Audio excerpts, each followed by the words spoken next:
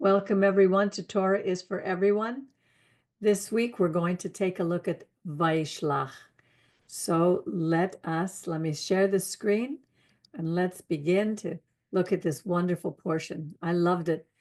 You know, when reading it, when I'm reading it, I won't say try, do your best to picture yourself there, where at the time, these are all stories of real people. And it's their stories, the things that have happened to them that help us in our lives to learn how to act in certain situations. What it helps us to understand what's going on in the world. But anyway, let's dig right in because this, to me, this is another wonderful story. Vayishlach means Vayishlach sent messengers. But let's go back just a little bit before, because remember, the Torah was not, when the Torah was written by Moses, there were no punctuations, there were no chapters, no verses. This all came later. But look what happened at the end of the last. It's like a continuous saga. So we ended up with Laban letting his sons and his daughters go. And then Jacob went on his way. And it says here, messengers of God encountered him. Malachei Elohim. They could be angels, but they were sent by God. And when he saw them, Jacob said, this is God's camp. So he named that place Manaim. And then it says, Jacob sent messengers. So we could wonder, did he send these messengers or were they other? Because the word again is malachim. So it looks like he sent some of these messengers who God had sent ahead to his brother Esau. If it was the same messengers, wouldn't say send messengers, he would say sent the messengers, wouldn't it? Maybe not, because here, that specified. Not necessarily. We're reading it in the Hebrew, remember? No, I'm not talking about, yeah, it's true, but Yeah, because it says messengers of God, malachei, malachei, and exactly the same word, malachei. Jacob sent messengers. It doesn't necessarily mean, some things are understood. You can accept that, you cannot accept it. That's how I see it. okay, I see it differently, but it's okay. It doesn't matter. No. That's the exciting part of the Torah. Yeah, it's not No, doesn't destroy the essence. no, it doesn't. But to me, Jacob would have sent these messengers ahead to his brother because he was already speaking to them. And he probably trusted these messengers, but this is my understanding. It doesn't Okay. have to be anybody else's. And I'm sure that's why that's why we have the Talmud that's filled with books and books and books, because we have so many opinions. Right. This is how I see it. Because remember, it's a continuous progress, the story. Right. So Jacob sent messengers ahead to his brother Esau in the land of Seir, the country of Edom. Now, an interesting thing to remember, that Esau separated from his brother. His brother, Esau, when he left, he got married and he moved to the land of Seir. He left the land that God promised to give to Abraham, Isaac, and Jacob. And he went to another land, to Seir, the country of the Edomites, of Edom. And he instructed them as follows. This is what he's telling the messengers to tell his brother. Thus you shall say to my lord Esau, this is what Jacob says. I stayed with Laban and remained until now. I've acquired cattle and donkeys, sheep, male and female slaves. And I send this message to my lord, to Esau, in the hope of gaining your favor. Because the last thing he remembered was that Esau had told us, had said that he was going to kill him if he got, as soon as his father died. Now remember, his father hasn't died yet, he's still alive. And he hadn't heard from Rebecca, because Rebecca said she would call for him when it was safe to come back. So maybe he thought it still wasn't safe to come back. So the messengers returned to Jacob, saying, "We came to your brother Esau. He himself is coming to meet you, and his retinue number 400." So imagine, here's poor Jacob. His brother was a warrior, and he's coming with 400 men on horseback or camel, however they traveled to meet him. Jacob was greatly frightened. And in his anxiety, he divided the people with him, the flocks and the herds and the camel, into two camps. But this to me was very interesting. Jacob was pragmatic. He was afraid, but he knew he had to do something. And immediately he went to work. He divided up the people, and he had a strategy. He thought, if Esau comes to one camp and attacks it, at least the other one may escape. So then Jacob said, "Oh God," he's begging God of my father Abraham and God of my father Isaac, "Oh Yud He Vav He, who said to me, return to the land where you were born, and I will deal well with you. I will deal bountifully." Here it says Tova HaTova. I will deal well with you. And he said, "I am unworthy of all the kindness that you have so steadfastly shown your servant. With my staff alone, I crossed this Jordan, and now I have become two camps." And this is a song. I've heard it. I've been playing it all week. It's Katonti mikol asadim umikol haimet asher asita et avdecha. If you have a chance to listen to that song, it's absolutely beautiful. But it comes from this portion. I look at the humility with which Jacob goes to God. "I am unworthy of all the kindness that you have so steadfastly shown." He didn't go to God, "You promised, you said you were going to take care of me." He understood his nature. And when we go to God, we need to understand that God, we are unworthy. We don't have any right to go to him except that he's so merciful and that he chose us. With his staff alone, he crossed the Jordan, and now he'd become two camps, Shnei Machanim. Deliver me, Hatzilenina, Hatzilenina, deliver me. I don't know how many times I say that, like I've been sick for a month and I keep going, deliver me, save me, Lord. Hatzilenina. I pray that this is not from the hand of my brother, from the hand of Esau. Else I fear he may come and strike me down, mothers and children alike. Yet you have said, I will deal well with you and make your offspring as the sand of the sea, which are too numerous to count. So that alone should have shown him that he could count on God. But let me tell you, when fear takes over, we lose trust and we forget the promises of God.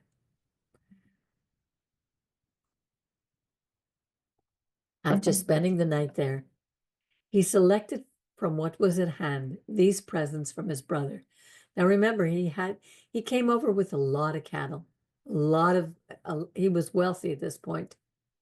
So just imagine 200 goats, female goats, and 20 male goats, 200 ewes and 20 rams, 30 milk camels with their colts, 40 cows and 10 bulls, 20 she donkeys and 10 male donkeys. Imagine the amount. This was a big herd. These he put in charge of his servants, drove by drove. So you can imagine crossing the desert, crossing the land, drove by drove, telling his servants, go on ahead and keep a distance. So first year is going to get the first group, thinking perhaps it was the first he sent the goats ahead, then the ewes, and then the camels, and then the cows, and then the donkeys.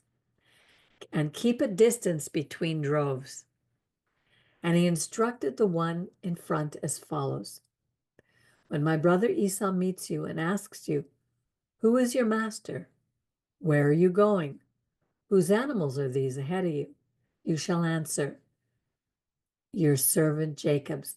They are a gift sent to my lord Esau, and Jacob himself is right behind us.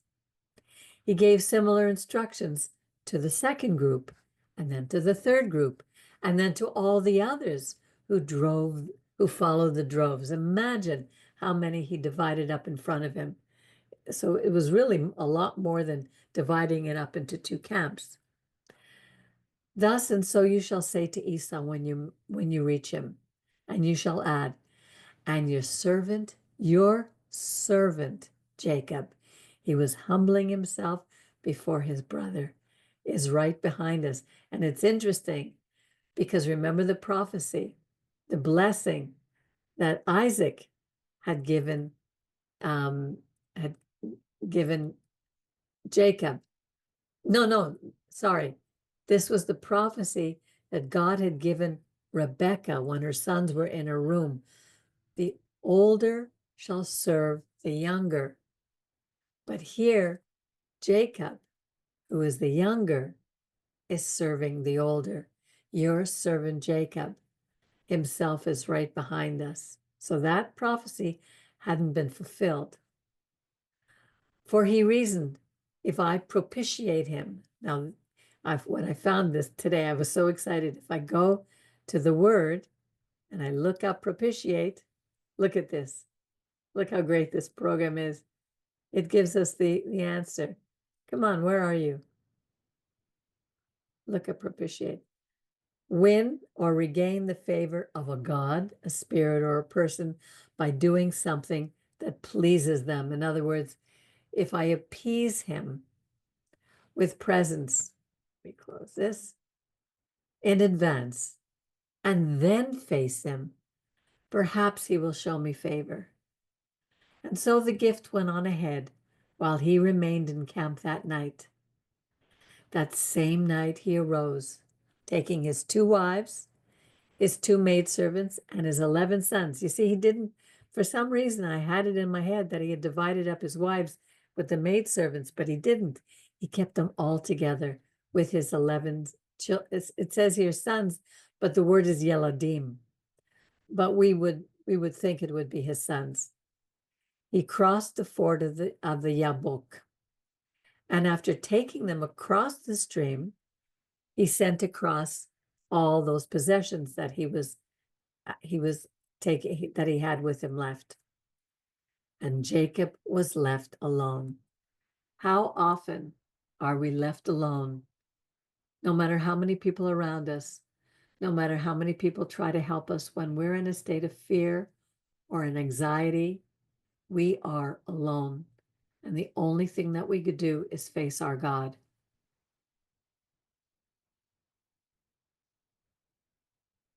And it says, a figure,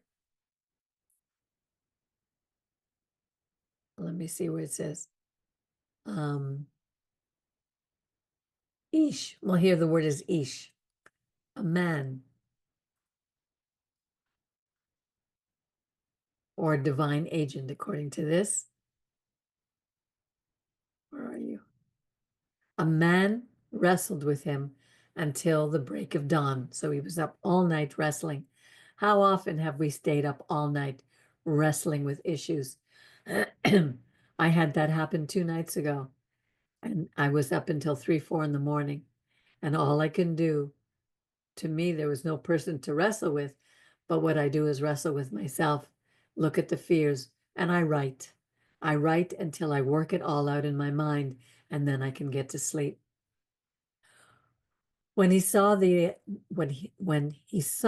this man saw that Jacob had not prevailed against him, he wrenched Jacob's hip at its socket, so that the Peggy, socket. sorry, I misunderstood. It says, okay, one sec. It says, okay, it says, when he saw that he had not prevailed, I thought it's when Jacob saw that Jacob himself had not prevailed against the other man. He wrenched. Oh, wait a minute. Oh no, No. when the man, the angel, whatever, Yeah. saw that he had not prevailed against Jacob. He wrenched Jacob's hip at its Right, socket. right, okay. Yeah. Right. So that the socket of his hip was strained as he wrestled with him. Then he said, "Let me go, for dawn is breaking." But he answered, this is Jacob answers, "I will not let you go unless you bless me." And the other man said, "What is your name?" He replied, "Jacob." The man said, "Your name shall no longer be Jacob, but Israel, for you have striven with divine beings and human and have prevailed." One thing that I noticed, like, because just thinking about my dealings in Christianity, when I talk like this, I never want to malign another religion. I'm just saying I don't agree with some of the things. And this portion would be taken, I think, sometimes as the incarnate God, or Jesus. And, a divine being is not the same. It says divine beings, divine beings and human, Right. and have prevailed. There's no way to suggest that this is God himself. It's an angel or a man. I believe it's an angel. Yes. So some of the passages that are taken, a divine being, because you remember in I think it was in Jude in the Messianic writings, talks about at one point he throws himself before an angel, So if anyone were to see an angel, divinity is so powerful that even a different type of being, you're going to fall in awe and even fear. And Exactly. remember, it says he felt like he was scared literally to almost to death. It Yeah. says in that passage. And then the angel says, "Why are you bowing to me? I am not God and I'm not." So it's just interesting that bowing to another being, whether it be human or not, has nothing to do with any proof that you're bowing to a God. I'm sorry, I don't understand what you're saying. Okay.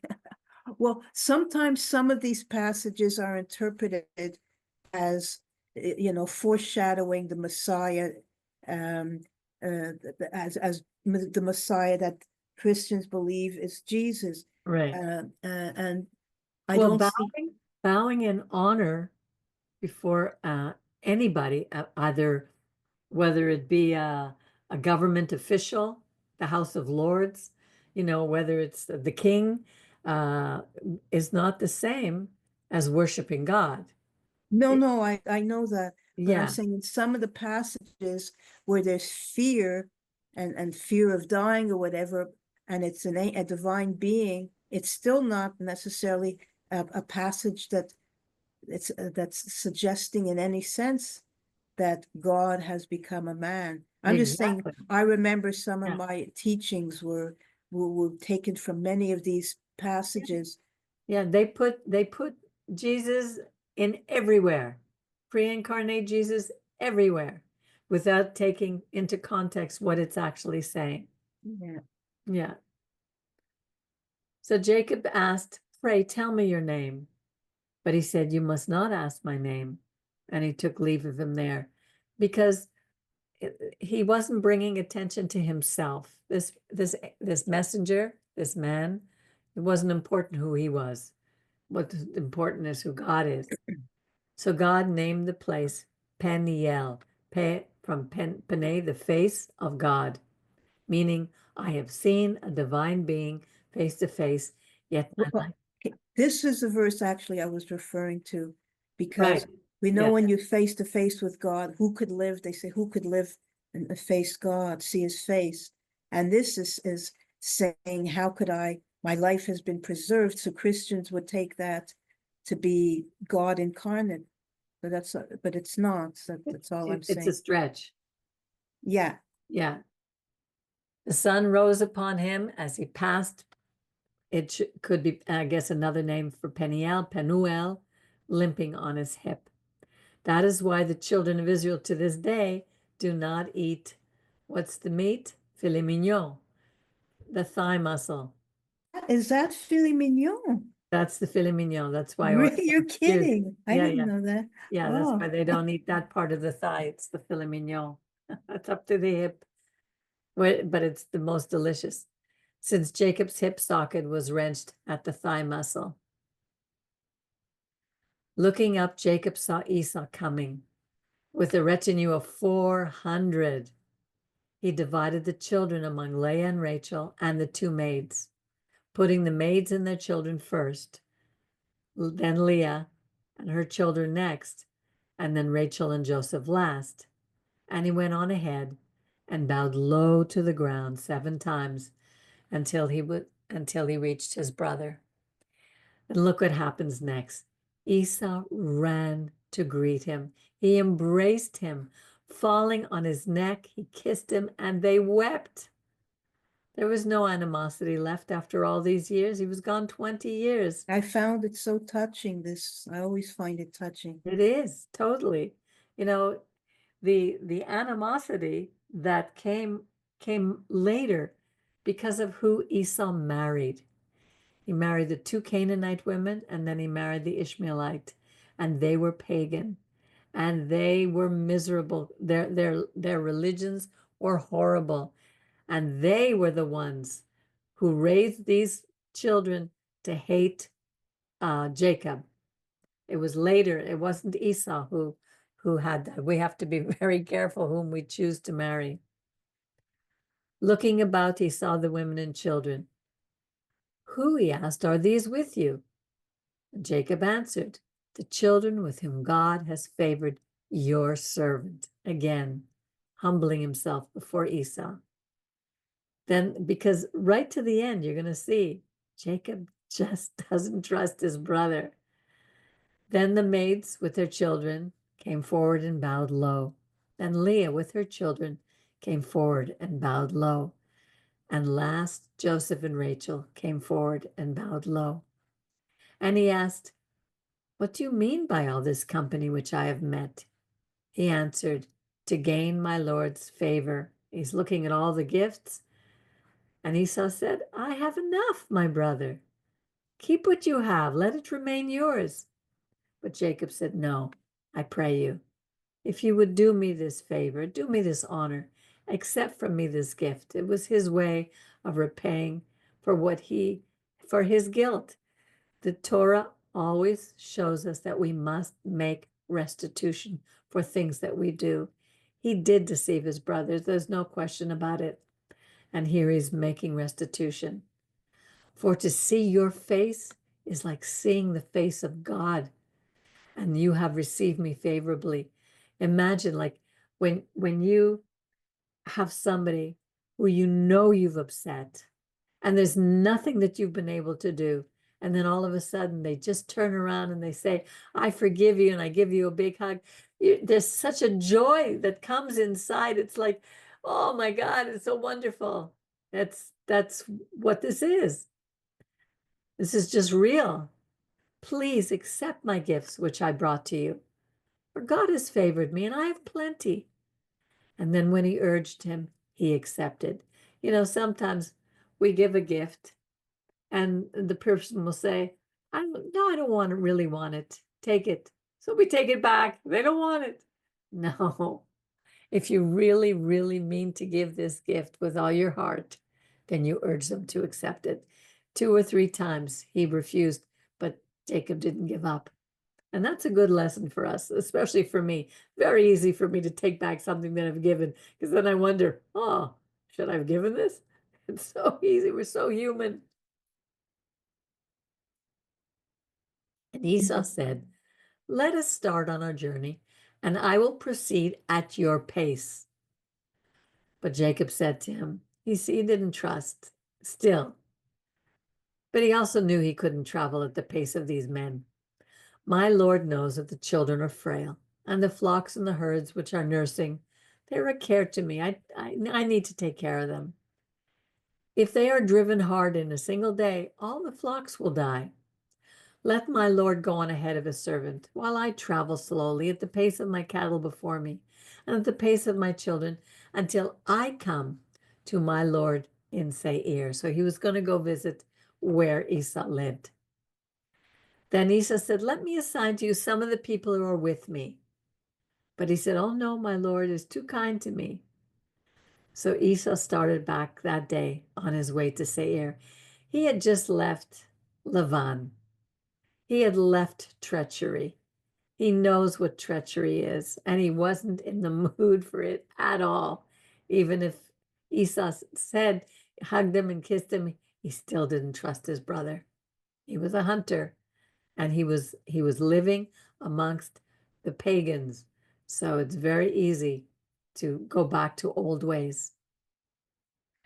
But Jacob journeyed onto Sukkot and built a house for himself and made stalls for his cattle. That is why the place was called Sukkot. The original sukkahs that were built were shelters for the cattle. I remember thinking about this when I read the story of Joseph and Miriam when they were traveling before they gave birth to Yeshua, and they came at the time of Sukkot, because that's when Yeshua was born, on the first day of Sukkot. And the people had constructed their sukkahs, and they always constructed for them, for the guests, and also for the animals. And when they said that there was no room there was no room at the inn. There were no inns then. There was the sukkah would have been the place where they were with the cattle, which is why we see all those pictures at Christmas time. But really, he wasn't born at Christmas. He was born on Sukkot, and on the 8th day he was circumcised. That's just an aside. Jacob arrived safe in the city of Shechem. Now we know about this story. Now we're going to hear it again, which is in the land of Canaan. Now remember, Canaan are pagans, and they don't live by the rules of the God of Israel. And he encamped before the city.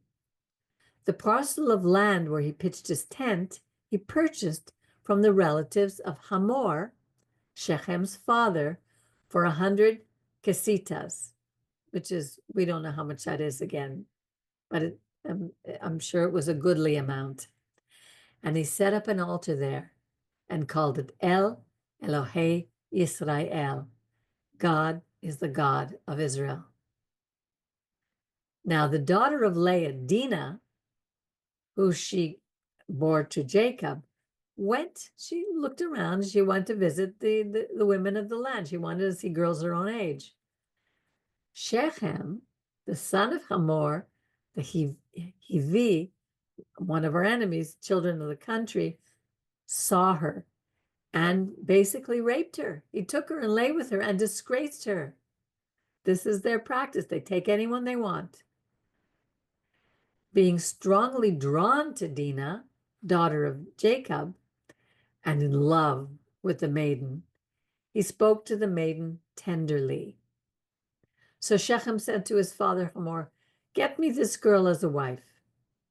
Jacob heard that he had defiled his daughter Dinah, but because his sons were in the field with the cattle, he wasn't going to fight him alone. He wasn't a warrior, so he kept quiet until they came home. Then Shechem's father Hamor came out to Jacob to speak to him.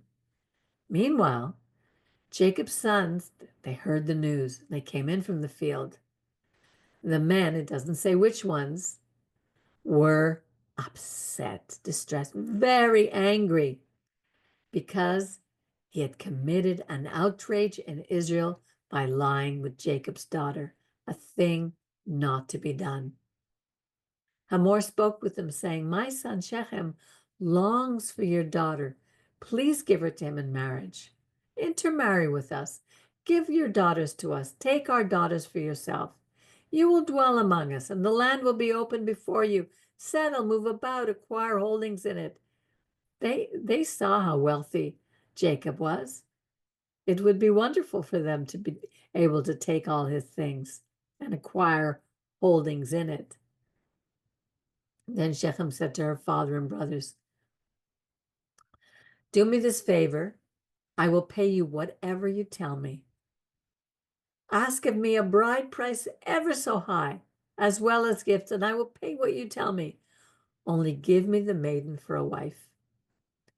Jacob's sons answered Shechem and his father Hamor, speaking with guile, because he had defiled their sister Dinah, and said to them, "We cannot do this thing to give our sister to a man who is uncircumcised, for that is a disgrace among us. Only on this condition will we agree with you, that you will become like us, in that every male among you is circumcised. Now, here it says, speaking with guile, but really the word in the Hebrew is more like treachery. Um, uh, they had already had devised a plan that what they were going to do. Only on this condition will we agree with you, that you become like us, in that every male among you is circumcised. Then we will give our daughters to you and take your daughters to ourselves. We will dwell among you and be one of your kin. But if you will not listen to us and become circumcised, we will take our daughter and go. Their words pleased Hamor's son Shechem. And the youth lost no time in doing this thing, for he wanted Jacob's daughter. Now he was the most respected in his father's house. So Hamor and his son Shechem went out to the gate, the public gate where everybody met of their town, and they spoke to their town council, saying, these people are our friends. Listen to what he has to tell them. Let them settle in the land and move about in it, for the land is large enough for them. We will take their daughters to ourselves as wives and give our daughters to them. But only on this condition will their representatives agree with us to dwell among us and be as one kindred, that all our males become circumcised as they are circumcised. And this is the reason that he wanted that. Their cattle and their wealth and all their beasts will be ours, if we only agree to their terms, so that they settle among us. All his fellow townsmen heeded Hamor and his son Shechem, and all the males, all the fellow townsmen were circumcised. And here's the crux of the issue. On the third day, when they were in pain, Simeon and Levi, imagine just two of them, two of Jacob's sons, brothers of Dinah, took their sword and came upon the city unmolested and killed all the males. It just took two of them because everyone was in such pain they couldn't move. They put Hamor and his son Shechem to the sword. They took Dinah out of Shechem's house and went away. The other sons of Jacob came upon the slain and plundered the town because their sister had been defiled. They seized their flock, their herd, their donkeys, all that was inside the town, inside and out, all their wealth, all their children and their wives, everything that was in the house, they took as captives and booty. Jacob said to Simeon and Levi, you have brought trouble on me, making me hateful, odious among the inhabitants of the land, the Canaanites and the Perizzites. My fighters are few in number, so that if they unite against me and attack me, I and my house will be destroyed. But they answer, should our sister be treated like a whore? That's how the Israelis feel today. When those Hamas came in and raped and plundered and murdered, they had to attack back. This is a modern day story of what happened. God said to Jacob, get up, go to Bethel and remain there. Build an altar there to the God who appeared to you when you were fleeing from your brother Esau. So Jacob said to his household and to all who were with him, rid yourself of the alien gods in your midst. Purify yourself and change your clothes. Now remember, they had just taken all of the women who belonged to Shechem, who all had their gods. Just like Rachel took the gods, they all had their household gods. And Jacob is telling them all, I don't know at this point if he knew about Rachel, because it doesn't say. But he's telling them all, get rid of the alien gods in your midst. Clean yourself from them. Change your clothes. Get rid of everything. Come up to Bethel, and I will build an altar there to the God who answered me when I was in distress, and who has been with me wherever I have gone. And here it's interesting. They gave to Jacob all the alien gods that they had and the rings that were in their ears. So to me, I think pierced ears is a pagan practice, and especially the ones that were covered with gold. God told us, don't desire those things that are covered in gold, because it'll just lead you to the paganism, like when we made the golden calf. And normally these gods would be burnt, but here Jacob buried them under the terebinth that was near Shechem. As they set out, look at this, a terror from God fell on the cities around about, so that they did not pursue the sons of Jacob. Can you imagine? I think this must be happening even today. Look, when Israel goes in and enters some of these countries, like lately Syria and Lebanon, I think a terror of God must come on, because the way they're winning is to me is sometimes shocking. A terror from God fell on the cities around about. God is always watching out for us. Thus Jacob came to Luz, which is now Bethel, in the land of Canaan. He and all the people who were with him. And there he built an altar and named the site El Bethel, God, the house of God. For it was there that God had been revealed to him when he was fleeing from his brother. And here it looks like Rebecca, here it says Deborah, Rebecca's nurse, died and was buried under the oak below Bethel. So it was named Alon Bakuth. So it looks like Rebecca, remember she said, when Esau will no longer be upset with you, I will send a messenger to come back. So here, I guess she knew that Esau was no longer upset, so she sent Deborah, and Deborah was with them. That's how we know she died. But of course, when Jacob gets home to Isaac, Rebekah had already died. God appeared again to Jacob on his arrival from Padan Aram. God blessed him, saying to him, "You whose name is Yaakov, you shall be called Yaakov no more, but Israel shall be your name." Thus he was named Israel. And God said to him, "I am El Shaddai." Remember, the word Shad means breast.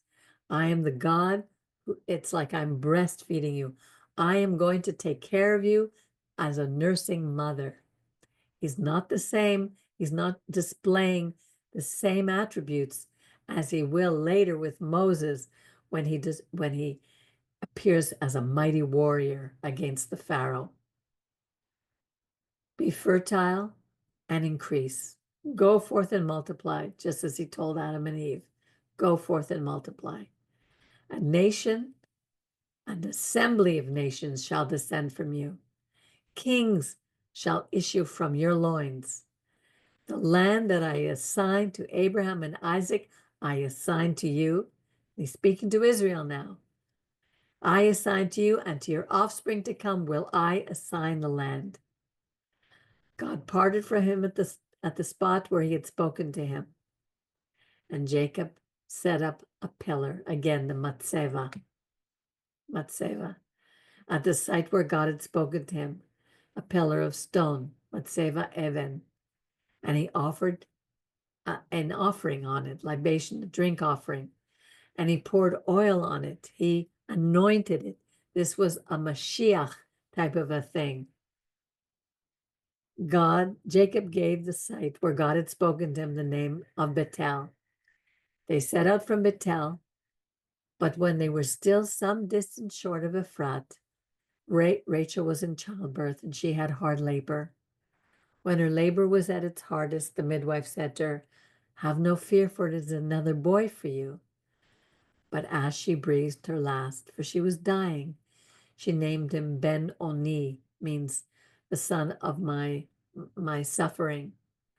But his father called him Benjamin. Thus Rachel died. She was buried on the road to Ephrat, now Bethlehem. Over her grave, Jacob set a pillar, which in Judaism, we always set up a standing stone, a metzeva. It is the pillar at Rachel's grave to this day.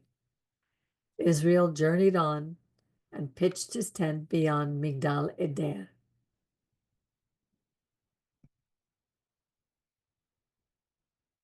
While Israel stayed in that land, Reuben went and laid with Bilhah.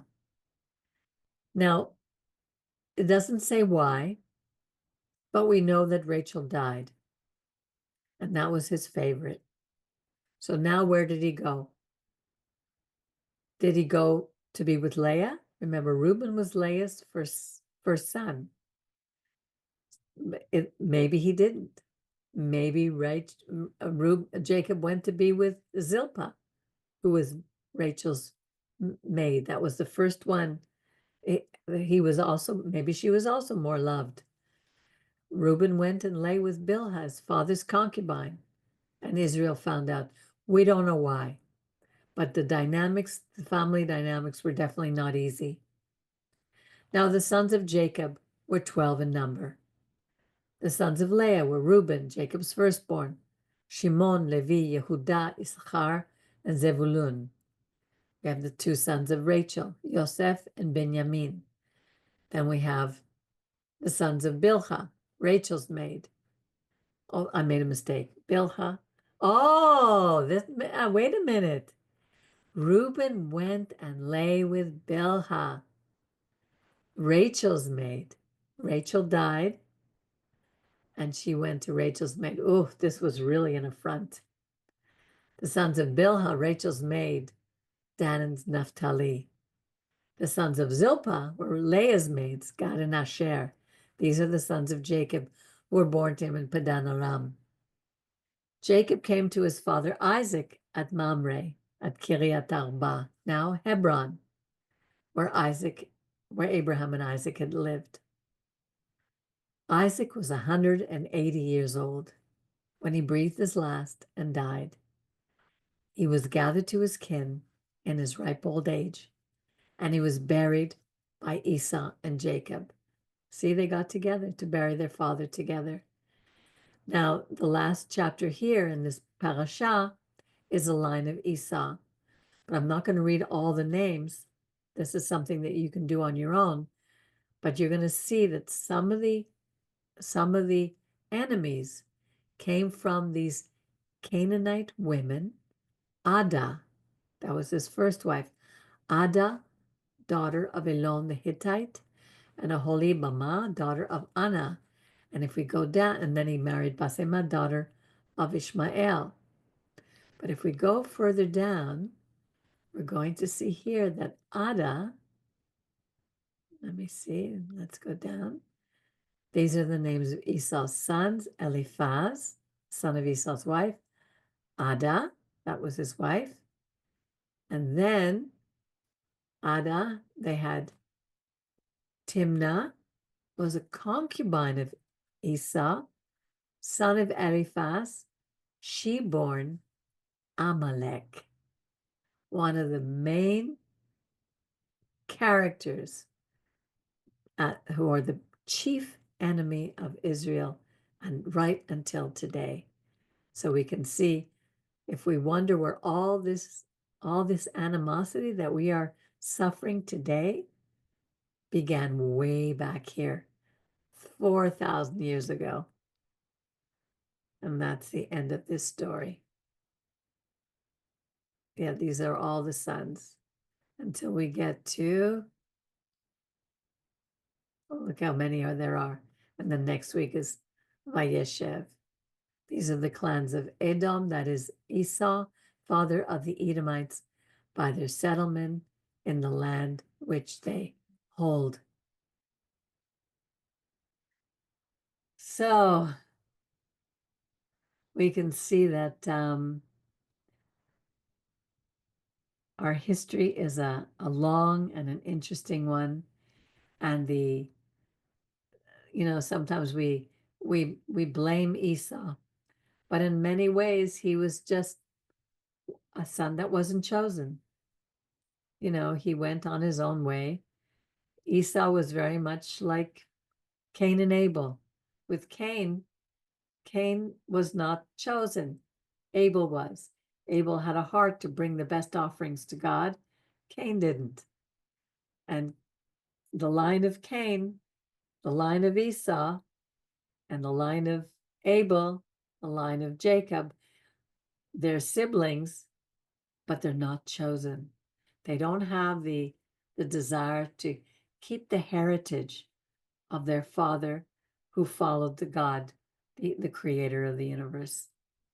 So we have the same thing today.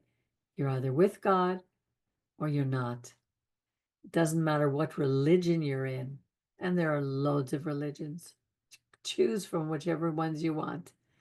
But religion is not what saves us. Religion is not what helps us when we are suffering or down.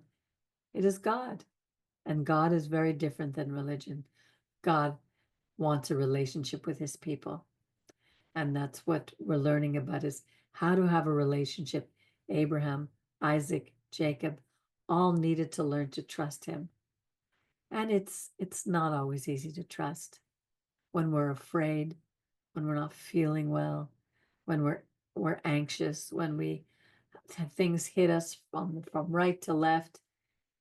But then we can remember, as Jacob said, if God will be with me and protect me on my way, I will follow you. I will obey.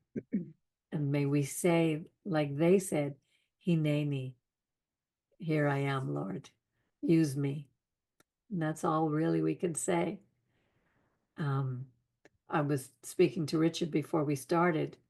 We were speaking about the different religions, and the three major religions are Rabbinic Judaism, Christianity, and Islam. All those three religions stem from the Torah, this book that we read every week. This is the basis for ultimate truth, and it is the only basis for ultimate truth. Everyone else has their own ideas, their own suggestions. But if you really want to know truth, and it's not just for us, it's for the entire world. This book was given to the Yehudim, the Jews, the people who praise God. That's what it means, Yehudim. This book was given to us so that we could give it to the world. Not the Noahide laws, not the New Testament, not the Quran, not the Talmud. Those are commentaries. But wherever they differ from the written Torah of Moses, and specifically from the only things that were written by the finger of the creator of the universe, his 10 commandments. If the God that you believe in, whoever is watching this, if the God that you believe in did not bring the Jews out of the land of Egypt, out of slavery, he is not the true God. The 10 commandments are so clear. If you changed the Shabbat to Sunday, you're changing the 10 commandments. If you're not honoring your parents, you're not keeping the commandments. If you're not loving your neighbor as yourself, remember to love ourselves is a big chore. It is not easy to love ourselves. Some of us are our own worst enemies, and we do everything we can to destroy ourselves. And that's not what God wants from us. He gave us this beautiful planet. He gave us this beautiful body. He gave us free will. He gave us everything we need to think. And he says, if you have eyes, open them. If you have ears, open your ears and listen. To what? To God's commandments. And that's what this Torah is about. It's not about religion. It's about stories of real people like you and I who struggle each and every day. And God gives us a way to constantly go back to him. And it says so clearly, no one could die for another person's sins. We are each responsible for our own sins. Religions are based on that. Most religions worship death. We have the God of the living. So it's a beautiful, beautiful, beautiful. I don't even know what to call it because it isn't a religion, but it is a relationship. Yeah. So if there are any more comments, now or forever hold your peace. Oh, just one thing. Yes. When you were talking about El Shaddai being the nurturer, etc. Yes. Like Shaddai also means mighty one. Like Shaddai is not Well, just that's how it's translated. so. Oh, Shad you said was breast. Yeah. Okay. Yeah. So And why he is has it many names translated that way? because that's what they do. That's What's what it based on? religious commentary. Okay. Yeah. Okay. Well, then I remember there's other names too. I guess it depends on the stage in our journey, just discovering God Exactly. in our lives. There are hundreds of names to represent the deity that is the creator, Right, you know, but they're all attributes. right. He doesn't have a name. No, no. The only name is Yud Hey Vav Hey, and we don't know how to pronounce it. And the only reason we don't know how to pronounce it is because, again, our rabbis who had good intentions, we broke the Ten Commandments, we disobeyed the Torah, and we suffered for it with the first exile to Babylon. So from there, they started to build a fence around the law. There's nothing wrong with a fence, but when these extra laws turn you away from the God of the universe, from the Creator, then you have to reevaluate them. How important are they? If keeping kosher is more important than loving your neighbor, think about it. What's more important? That you should do good to your neighbor or that you shouldn't eat a shrimp? God, what is going to please God? God says to take care of the widow, the orphan, the stranger among us, to be humble. He wants his rules for us are not complicated. They may not be easy to keep because of our nature, and we're going to be constantly struggling with our nature. But that's Israel. Struggle with God. That's what we do. So if there are no more comments, if anybody who is out there watching this and you have a comment, please comment. I'd love to hear from you. And so just remember the Torah is for everyone, whether you're Jew or Gentile. You do not need to worry about this is just a Jewish God, because he isn't. He was the God of Adam and Eve. There were no Jews yet. He was the God of Noah. He was the God of, none of our forefathers were Jews. Abraham, Isaac, and Jacob. There were no Jews yet. They were Arameans. They spoke Aramaic. They spoke Hebrew, whatever language they spoke. But they were not Jews. Jewish is not an ethnicity of which we need to be proud. It is a calling by the God of Israel. It is a role we're given the commandments, and we say, go into the world and be a light to the nations. Let our light shine so that people will see us and glorify our Father, not us. And that's the story, Morning Glory. Very fantastic story. It is a fantastic story, and I'm so grateful that I found this in my 40s so that the second half of my life could rebuild all the mess that I made in the first half. Anyway, God bless you. Have a wonderful rest of your week. Shabbat Shalom. Shabbat Shalom. And we'll see you on Shabbat. Shabbat Shalom, and thank you. You're welcome.